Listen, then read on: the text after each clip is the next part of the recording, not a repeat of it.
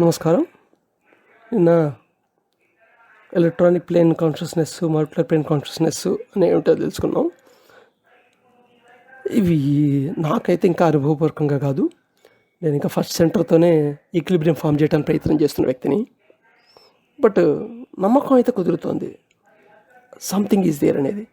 అయితే ఇలాంటి విషయాలు తెలుసుకున్నప్పుడు చిన్న ప్రాబ్లం ఉంటుంది. ఏమిటంటే ఏదైనా ఒక ఆస్పెక్ట్, వెదర్ మెటీరియల్ ఆస్పెక్ట్ అనుకోండి, సబ్జెక్టివ్ ఆస్పెక్ట్ అనుకోండి, నాలెడ్జ్ ఆస్పెక్ట్ అని, కానీ దాని యొక్క ఫలితం మీద గ్రీడీగా ఉంటాం మనం.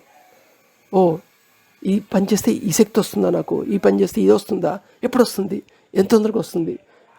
సో రిజల్ట్ ఓరియంటెడ్గా స్టార్ట్ అవుతాం. అంటే ఎప్పుడైతే రిజల్ట్ మీద నీకు జాస పెరిగిందో, ప్రజెంట్ నువ్వు చేయాల్సిన పని మీద నీ ఆసక్తి తగ్గిపోతుంది.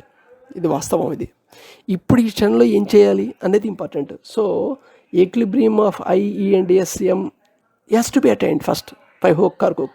Then we will see what will happen. అందుకని ముందే అది లాటరీ తగిలితే ఏమొస్తుంది, ఎలాంటి బిల్డింగ్ కట్టుకుంటానో ఆలోచించడం అనవసరం, లాటరీ టికెట్ కొనుక్కోకుండా. అదనమాట. So right, we will proceed about the how to restore the internal equilibrium of centres. Each of the first 5 centers or directors has an assistant, secretary and administrative. ఎలాగైతే ఒక ఆర్గనైజేషన్లో ఓ director, కింద క్లర్కులు, office సూపరింటెండెంట్లు, టైపిస్టులు, workers ఇలా చాలా ఉంటారో, అలాగే ప్రతి centre కూడా ఓ సింగిల్ సెల్ కాదు, అది group of cells, group of different kinds of tissues అనమాట. అవన్నీ న్యూరాన్లే, but certain set of group of neurons will function certain work, certain group will function another work, and such as so many tissues, neuron tissues are put together to form a center. So ఇక్కడ అవి కొన్ని assistants, సెక్రటరీలు, administrative staff కింద చెప్తున్నాడు అనమాట. Though subordinates to the directors no the friction between I centre and the E&S centre directors. ఏవైతే మిగతా centre ఉన్నో వీటన్నిటికీ ఆల్రెడీ అండర్స్టాండింగ్లో ఉంటుంది. ఏంటంటే ఈ ఐ సెంటర్కి, ఈ సెంటర్కి, ఏ సెంటర్కి పడట్లేదురా అని. And the domination of the directors over the I centre, ఈ E&S సెంటర్ ఐ సెంటర్ని డామినేట్ చేస్తున్న విషయం కూడా వాటికి అండర్స్టాండ్ అయి ఉంటుంది. These subordinates therefore take an advantage of the friction and it's so happen that the command issued by I centre directed is reversed by those subordinates. సో ఇది common ఆఫీసులో కూడా జరుగుతుంటుంది. సపోజ్ పైన ఉండేవాడు సరిగ్గా లేదు, మిడిల్ లెవెల్ మేనేజ్మెంట్ వాడు వీక్ అనుకోండి, ఆటోమేటిక్గా కిందన్న క్లర్కులు, కింద ఉండే ఆఫీస్ స్టాఫ్ అందరూ వాడిని ఓవర్ రైడ్ చేసేస్తారు. And they will take decisions తీసేసుకుంటుంటారు, వాళ్ళకి ఇంటరాక్ట్ అయ్యే కస్టమర్లోని ఇష్యూస్తాను. సో ఇక్కడ కూడా అలాగే జరుగుతుందన్నమాట. ఐ సెంటర్ని అవే రివర్స్ చేయడానికి ట్రై చేస్తుంటాయి. ఇది చాలా హెవాక్ సిచ్యువేషన్ అనమాట. సామాన్యంగా మనుషులు చాలా మందిలో ఇదే ఉంటుంది. అందుకని వాడికి అనిపిస్తుంది అనమాట, ఎందుకని నేను మంచి పని చేద్దాం అనుకున్నా చేయలేకపోతున్నాను ఏమిటని లోపల మొదలుపడిపోతుంటాడు. It creates a worst sort of mismanagement within. మన లోపల ఒక మిస్మేనేజ్మెంట్ క్రియేట్ అయిపోతుంది. This is the sorry state of affairs in an average man. సాధారణ మనుషులు ఉండేది యావరేజ్ స్టేట్ ఇదే. And even more pronounced in the so called criminal classes. ఈ criminal మనుషులు అంటారే, ఆ క్రిమినల్ మనుషుల్లో ఇది చాలా ప్రొనౌన్స్డ్గా ఉంటుంది. అందుకని వాడికి తప్పులా అనిపించదు, చేసిన తప్పు అనే ఫీలింగ్ ఉండదు. మనం సోషల్గా కొన్ని కాంటెస్ట్గా, నామ్స్గా, లేదా లా పరంగానో ఇది తప్పు అని చెప్తుంటాం కానీ, లేదా హ్యుమానిటీన్ కన్సిడరేషన్లో తప్పు అని చెప్తుంటాం కానీ, బట్ ఆ పనిలో ఇన్వాల్వ్ అయిన వాడికి తప్పులా అనిపించదు. Seeing this state of affair, it's so happen that even subordinates of the I centre misbehave. ఇదంతా చూసే ఉండి ఐ సెంటర్ సబార్డినేట్స్ ఉంటాయి, అవి కూడా మిస్బిహేవ్ చేస్తుంటాయి. అంటే -ఐలోనే ఇప్పుడు ఉంటుంటుంది అనమాట. This is all due to the lack of knowledge of management. దీనికి కారణం అంతా ఏంటి? మేనేజ్మెంట్ జరగటమే. అంటే ఐ సెంటర్ డెసిషన్ తీసుకున్న తర్వాత ఈ సెంటర్ని మనం ఎలా హ్యాండిల్ చేయాలో అలా హ్యాండిల్ చేసి అప్పుడు ఐ సెంటర్ డెసిషన్ని బయటకు పెట్టాలి. అందుకని డైరెక్ట్గా టక్కమంటే నిర్ణయాలు తీసుకోకూడదు. Whether it is to be small or large administration of the vast inner world. అది మన ఇన్నర్ వరల్డ్లో కూడా చిన్నదనుకో పెద్ద అడ్మినిస్ట్రేషన్ నడుస్తుంటుంది. అదే మేనేజ్మెంటే చాలా important. If we could restore the prestige of the I centre the director and show him how to manage his staff, then anyone doing so would render a great service to the mankind. ఇప్పుడు therefore అందరికీ మ్యాన్కైండ్కి మనం చేయగలిగే పెద్ద service ఏమిటంటే I centre ఎలా management చేయాలో దానికి ట్రైనింగ్ ఇవ్వటమే. The I director to avoid friction should be friendly with other directors. ఇక్కడ ఫ్రిక్షన్ అవాయిడ్ చేయాలంటే మిగతా డైరెక్టర్స్లో ఫ్రెండ్లీగా ఉండాలి. He must contribute to and think for them, వాటి గురించి ఆలోచించట్టుగా ఉండాలి. And make them help him to carry out his plans. దాని ప్లాన్స్ అన్ని ఐయూ సెంటర్ వేసే ప్లాన్, డైరెక్టర్ వేసే ప్లాన్ని క్యారీ అవ్వాలంటే మిగతా డైరెక్టర్స్తో అది వాళ్ళ వర్క్లో కాంట్రిబ్యూట్ చేయాలి, వాళ్ళ గురించి ఆలోచించాలి. We have seen earlier the moments when the I centre is free and undominated. మనం అంతకుముందు కొన్ని మూమెంట్స్ చూసాం, ఐ సెంటర్ ఫ్రీ అవుతుంది, అన్డామినేషన్ సిచ్యువేషన్ వస్తుందని. Mercifully it is ordained that any person who takes advantage of such a blessed moments in presented with many such opportunities, and when knowing the correct method he can form new habits. So ఇక్కడ ప్రకృతి మనకి ఇస్తున్న advantage ఏంటి అంటే depend upon certain celestial position అని చెప్పాను కదా. I centre టెంపరీగా ఈ డామినెన్స్ నుండి రిలీజ్ అవుతుంది. ఆ టైంలో నిజంగా everything is going normal, everything is fantastically going in life ఉంటుంది. ప్రతి వాళ్ళకి లైఫ్లో ఆ ఫేజ్ వస్తుంటుంది. ఇది ఈ టైంలో చాలా బాగుంది, ఈ టైంలో బాగా ఉంది, ఈ టైంలో ఉంది. సామాన్యంగా లక్ అంటుంటాం, మనం లక్ అనే పదం వాడుతుంటాం జనరల్గా. సో ఆ టైంలో నిజంగా కరెక్ట్ మెథడ్స్ వాడి ఐ సెంటర్ని కరెక్ట్గా మేనేజింగ్ చేసేయగలిగితే ఇంకా అది సస్టైన్ అయిపోతుంది. అది కాకుండా ఏదో ఆ పీరియడ్ని ఎంజాయ్గా స్లీప్ అవుట్, ఆ ఫేజ్ని ఎపిసోడ్ని ఎంజాయ్గా జస్ట్ పాస్ ఆన్ అయిపోతే మటుకు మళ్ళీ సిచ్యువేషన్ మామూలే ఉంటుంది.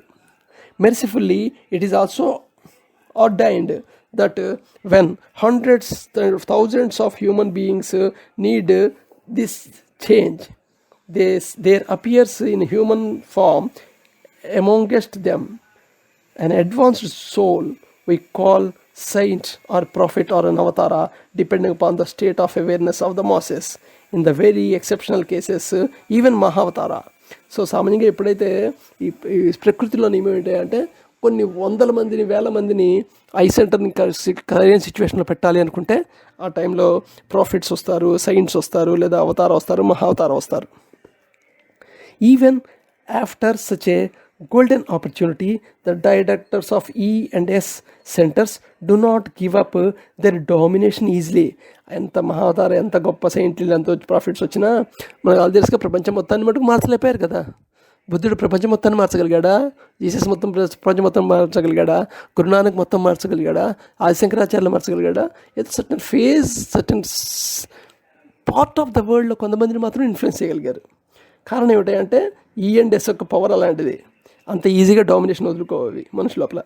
Slowly the I director becomes more free and ES centres become less and less aggressive. సామాన్యంగా ఎవరైతే ప్రాపర్ మెథడ్స్ కనుక ఇంప్లిమెంట్ చేసుకుంటారో ఐ డైరెక్టర్ ఫ్రీ అవుతుంటుంది, E and S less aggressive అవుతుంది.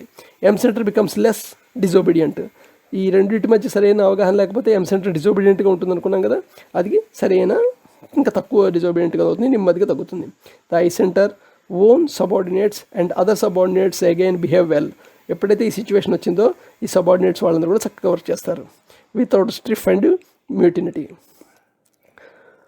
Care must be taken to note that just as putting off the fan switch. ఇక్కడ అర్థం చేసుకోవాల్సింది ఏంటంటే ఫ్యాన్ స్విచ్ చేసిన మాత్రం వెంటనే ఫ్యాన్ ఆగదు, కొంత ఇనర్షియా ఉంటుంది కాబట్టి కాసేపు అయిన తర్వాత ఆగుతుంది. Does not immediately stop the fan. So this constructive change for the better does not prevent that the person from falling and erring many times yet. కాబట్టి అందుకని జస్ట్ సిచ్యువేషన్ మారినంత మాత్రాన, ఎవరో ప్రాఫిట్ అవుతారో వచ్చేదో చెప్పినంత మాత్రాన మనిషి అంతా మారిపోతాడు, మామూలు అయిపోతాడు అని ఏమటికి ఎక్స్పెక్ట్ చేయకూడదు. ఖచ్చితంగా కొంత టైం పడుతుంది కొంత ఇనర్షియా వల్ల, అందుకని మళ్ళీ బ్యాక్ అయ్యే ఛాన్స్ ఉంటుంది. అది ఉదాహరణకి ఒకళ్ళ భగవద్గీత తీసుకోవచ్చు. భగవద్గీత అంతా చిన్న తర్వాత అర్జునుడు అభిమన్యుడు పోయిన తర్వాత బాధపడ్డాడు. సోల్ కదా, సోల్ పర్మనెంట్ కదా, దేహం కదా పోయిందని అనుకోలే. The person concerned his sincerely accepted the change, but others seeing that person again shake their heads and say.